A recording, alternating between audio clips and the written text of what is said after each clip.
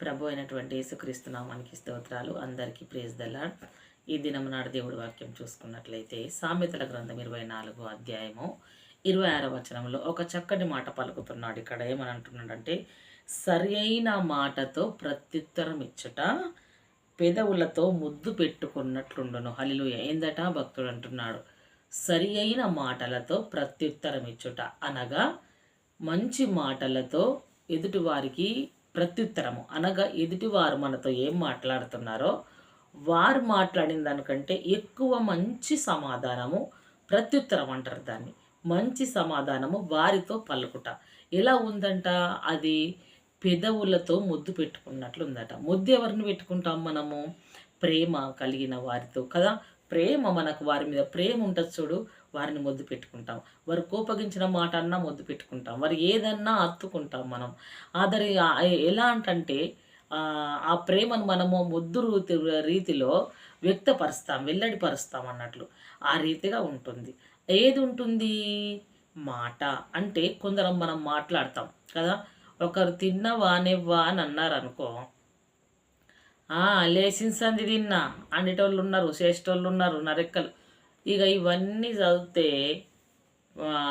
హైదరాబాదు కలిసి ఉన్నప్పుడు ఉండి చూడు, ఒకటే రాష్ట్రంగా అన్ని మొత్తం దింపకత్తరు అన్నట్లు డిస్టిక్లన్నీ. అదేంది ప్రత్యుత్తరం ఇచ్చడం? నోరు ఉంది కదా అని. అదే ప్రత్యుత్తరం సమాధానంగా ముద్దు పెట్టుకుంటూ తీయడం అంటే ఏంటంటే, తిన్నరా అమ్మ అంటే, తినలేమమ్మా రండి, మీరు తిన్నారా, ఏం కూర చేసారు, కూర వేసుకుపోండి, తిన్నారా, మీరు ఏం చేస్తున్నారు, ఇవన్నీ ప్రేమతో పలకరిస్తాం అన్నట్లు వారిని. మన పలకరింపులో ఎదుటి వ్యక్తిని మన ప్రేమలోకి మనము మళ్ళించుకుంటాం. మన పలకరింపులోనే ఉంది, మన మాటలోనే ఉంది, మన ప్రేమలోనే ఉంది. మరి మనం ఏ విధంగా ఉన్నాం? మనం ఎదుటి వారికి ప్రత్యుత్తరము ఇచ్చేటప్పుడు మన ప్రత్యుత్తరము సరి అయిందేనా? ఏమి అడిగితే ఏమి జవాబు చెప్తున్నావు? ఒకటి అడిగితే ఇంకో విధంగా జవాబు చెప్పినట్లయితే నీవు క్రైస్తత్వంలో ఉండి వ్యర్థము. క్రైస్తవులకు ఉండవలసిన పేరు ఎటువంటిదంటే తన మాటలతో ముద్దు పెట్టుకున్నట్లు చెప్పాలి. అంటే క్రీస్తు యేసుల వారు తన మాట ఎలా ఉంచాడనంటే ముద్దు పెట్టే రీతిగా ఉన్నాడు. ఆమె నోట కృపగల ఉపదేశమే పలుకును అని వాక్యం సెలవిస్తుంది కదా. ఏమని? ఎవరి నోట? ఆమె నోట అనగా మన నోట దేవుడి విషయంలో కృప కలిగి మనం ఉంటే, దేవుడి వాక్యములు మన లోపల ఉంటే, దేవుడి ఆత్మ మన లోపల ఉంటే, ఎదురు వారికి, కష్టమున్న వారికి, నష్టమున్న వారికి, పలకరించిన వారికి మనము ఎలాంటిదంటే కృపగల ఉపదేశం, మంచి మాటలు చెప్తాం, మంచిగా ప్రవర్తిస్తాం. ప్రత్యుత్తరాలు ఎంత శ్రేష్టంగా వెల్లడిపరుస్తామంటే మనము వారి జీవితాలలో ఉన్న బాధలన్నీ మర్చిపోయే రీతిగా వెల్లడిపరుస్తాం. అలా వెల్లడిపరచాలి కూడా. ఎవరము?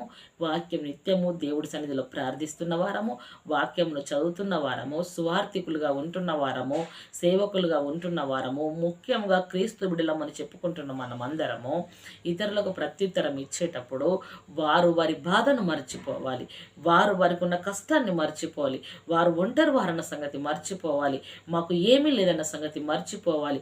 మన ఉత్తరము, మన ప్రత్యుత్తరము, మన నోటి నుంచి వెళ్ళే మాట ఆ విధంగా వారిని ధైర్యపరచాలి, ఆ విధంగా వారికి మార్గం చూపాలి, ఆ విధంగా వారిని సంతోషపరచాలి, ఆ విధంగా వారి జీవితాలను అమ్మో మాకు మంచి జీవితం ఉంది అని, బ్రతుకు ఉంది అని అంటున్నారు, మాకు బ్రతుకు ఉందేమని వెతుక్కునే రీతిగా మనం మాట్లాడాలి.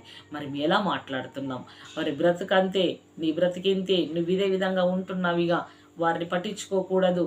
వారు ఒక్కటి అడిగితే 4 మాటలు, వారు ఒక్క మాట అడిగితే 12 మాటలు మనము వెకిలిగా మాట్లాడుతుంటే అక్కడ ఏ మాట ఉంది?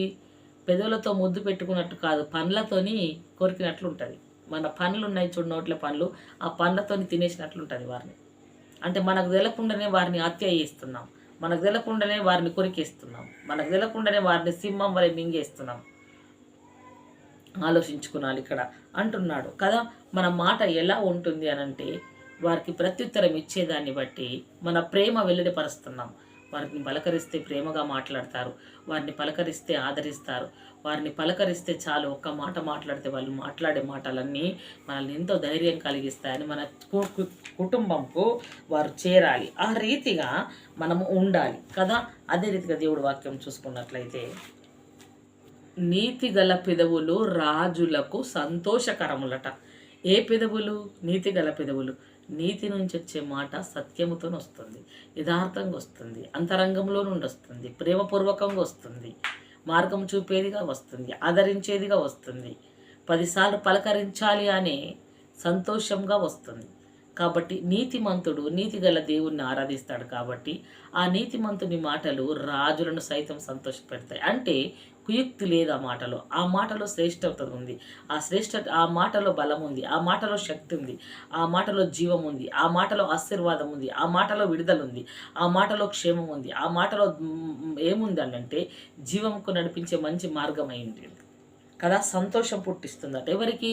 రాజులకు, అధికారులకు సంతోషం పలకరిస్తుందట నీతిగా మాట్లాడినప్పుడు అని ఇక్కడ అంటాడు.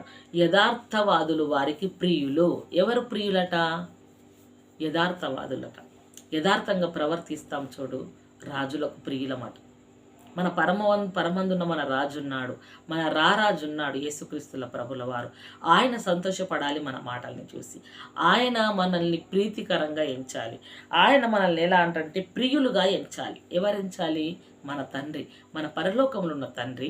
మనం ఇచ్చే ఉత్తరాన్ని బట్టి, మనం మాట్లాడే మాటను బట్టి, మనము నీతిని అనుసరించి నడిచేదాన్ని బట్టి, మనం యథార్థంగా ప్రవర్తించిన దాన్ని బట్టి మన దేవుడు సంతోషించి మన రారాజు, యూదాగోత్రపు సింహము, పరలోక రాజ్యానికి అధికారి అయిన రారాజు యేసుక్రీస్తుల ప్రభుల వారు మనల్ని ప్రియులుగా ఎంచుకోవాలి. మనల్ని ప్రియులుగా, ప్రేమ కలిగిన వ్యక్తులుగా ఆయన ఎంచుకోవాలి. ఆయననే మనల్ని దర్శించాలి. ఎలా దర్శిస్తాడు? మనము నీతి కలిగి మాట్లాడిన మా పెదవులను బట్టి, యథార్థంగా ప్రవర్తించిన దాన్ని బట్టి, ముద్దు పెట్టుకునే మాటల్ని బట్టి దేవాతి దేవుడు మనల్ని బట్టి ప్రియులుగా ఆయన ఎంచుకుంటాడు. మరి మనల్ని దేవుడు ప్రియులుగా ఎంచుకుంటున్నాడా? మన లోపల నీతిని చూస్తున్నాడా? మన లోపల సత్యాన్ని చూస్తున్నాడా? మన లోపల యథార్థతను చూస్తున్నాడా? దేవుడు ఆకాశం నుంచి తొంగి చూస్తున్నప్పుడు నరులను పరిశీలిస్తున్నాడట. ఎలా ఉన్నారు వీరు, ఎలా ఏం చేస్తున్నారు, ఏం మాట్లాడుతున్నారు అని. ఆయన తొంగి చూసినప్పుడు భక్తి ఎలా ఉంది, ఆయన తొంగి చూసినప్పుడు హృదయం ఎలా ఉంది, ఏమి చేయాలని కోరుకుంటున్నావు, నీ అంతరంగంలో ఏమి ఆలోచిస్తున్నావు, ఆయన తొంగి చూస్తున్నప్పుడు నీవు కరెక్ట్గా ఉన్నావా, నీతి, సత్యం, యథార్థతతో ఉంటే అప్పుడు నీ భక్తి కరెక్ట్.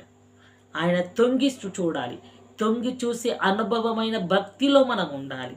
ఆయన తొంగి చూసినప్పుడు ఆ విధంగా ఉండాలి. ఒకవేళ ఆయన తొంగి చూస్తున్నప్పుడు వెకిలి చేష్టలతోని, క్రూరమైన మనస్సు కలిగి, అసత్యముతోని కదా, అబద్ధాలతోని నిండుకుంటే పెదవి మాత్రం స్తుతిస్తున్నావు, స్తుతించుకో. యథార్థం స్తుతించమని చెప్పిన నువ్వు అబద్ధంతో స్తుతిస్తున్నావు, స్తుతించుకో. నాకెందుకు అని ఆయన ముఖం చాటు చేస్తాడు. మరి ఎలా బ్రతుకుతున్నావు? మన బ్రతుకు ఏ విధంగా ఉంది? మన రాజైన యేసుక్రీస్తుల ప్రభువు వారు మెచ్చేదిగా ఉందా? మెచ్చేదిగా ఉంటే మనము ధన్యులము. మెచ్చేదిగా ఉంటే మనము ప్రియులము. మెచ్చేదిగా ఉంటే మనము దేవుడి బిడ్డలమై ఉంటున్నాం. కాబట్టి మనం ఆ రీతిగా ఉండాలి. ఆ రీతిగా ఉండి వారితో సత్యమైన మాటలను నిజము చెప్పి పలకడము ద్వారా మన ప్రేమ వారి పట్ల వెల్లడిపరుస్తున్నాం, తెలియపరుస్తున్నాం. అది అబద్ధములతో నోరును, అబద్ధమైన మాటలతో పెదవులను పలుకుతే వారిది మనల్ని అసహించుకునే పరిస్థితిలో మనం ఉంటున్నాం, దూషించే పరిస్థితిలో మనం ఉంటున్నాం. వారు వచ్చి నోరు తెరిస్తే పచ్చి అబద్ధాలు, నోరు తెరిస్తే అబద్ధాల అధ్యక్ష సంఘానికి వారే నాయకులు. ఆ రీతిగా మనం ఉంటాం కదా. కాబట్టి అబద్ధాలు మాట్లాడుకోకూడదు, సత్యాలు మాట్లాడాలి. ఇటు మాటలు దేవుడు మన ఆత్మ దీవించి ఆశీర్వాద ఫలింపజేయును గాక. ఆమేన్. Praise the lord.